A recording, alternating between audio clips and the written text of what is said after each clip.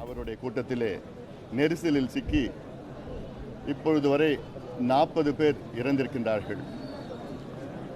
இந்த செய்தியை கேட்டவுடன் எனக்கு தனிப்பட்ட முறையில் மிகுந்த மனவேதனை, அதிர்ச்சி.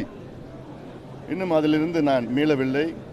என்னை போன்று தமிழ்நாட்டில் உள்ள அனைத்து மக்களும் இதே நிலையில் தான் இருக்கின்றார்கள்.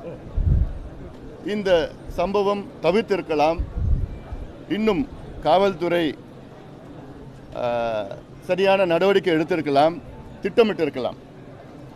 அதாவது நடிகர் விஜய் அவர்களுடைய கூட்டம் கடந்த வாரங்களில் நடைபெற்றது. எவ்வளோ பேர் வந்தார்கள் என்றெல்லாம் காவல்துறைக்கு தெரியும். அதே அளவு இல்லை, அதுக்கு மேல் கூட்டம் வருவார்களும் என்றும் தெரிகிறது. விடுமுறை நாட்கள் இது. இதில் நல்ல பெரிய இடத்திலே அனுமதி கொடுத்திருக்கணும் வேண்டும்.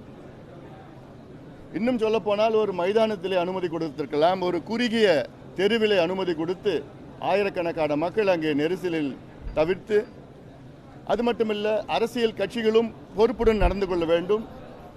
நடிகர் விஜய் அவர்கள் கிட்டத்தட்ட 7 மணி நேரம் தாமதமாக வந்தார்கள் என்று அது ஒரு காரணமாக சொல்கிறார்கள்.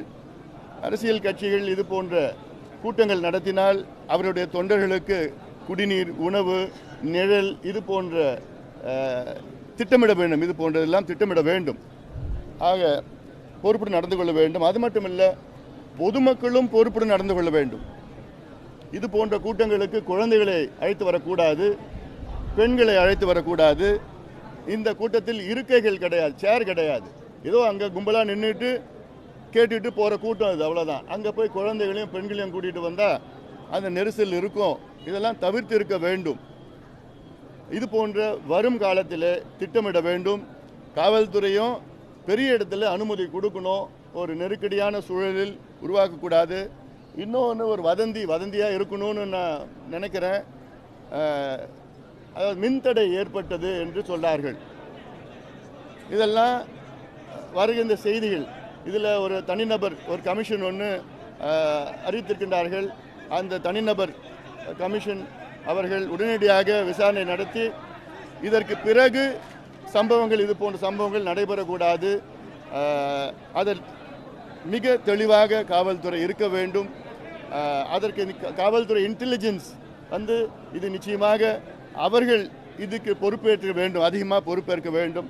இந்த நேரத்தில் யாரும் நான் குறை சொல்லலை, நான் குற்றம் சொல்லலை நான். அதனால் இதற்கு நாம் எல்லாருமே, அரசியல் கட்சியில் எல்லாருமே பொறுப்புடன், நாங்கள் உட்பட பொறுப்புடன் நடந்து கொள்ள வேண்டும். அரசும் பாரபட்சம் பார்க்கக்கூடாது. ஆளுங்கட்சிக்கு பெரிய இடத்த கொடுக்கறது, எதிர்கட்சிகளை சின்ன இடத்துல கொடுக்கறது.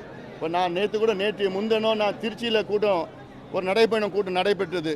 நான் போகிறதுக்கு முன்னாடி அங்கே பார்த்தா யாரோ வேண்டுமென்று அந்த மின் கம்பியில் ஒரு கம்பியை வீசி மின்தடை ஏற்படுத்தினார்கள். ஆகலாம் இதெல்லாம் திட்டமிட்டு நடக்கின்ற சில பிரச்சனைகள்லாம் இருக்குது. சின்ன பிரச்சனைகள். ஆனாலும் இது நாளைக்கு இது போன்ற சம்பவங்கள் நடக்கக்கூடாது. அதற்கு எல்லோரும், காவல்துறை, ஆளுங்கட்சி, அரசியல் கட்சிகள், பொதுமக்களும் பொறுப்புடன் நடக்கணும். ஏன்னா இன்னும் தமிழ்நாட்டில் இன்னொரு கலாச்சாரம் இருக்குது. சினிமா கலாச்சாரத்தில் யாராவது ஒரு நகை கடை திறக்கிறதுனா அங்கே பார்த்தா ஒரு 10,000 20,000 பேர் கூடுவாங்க.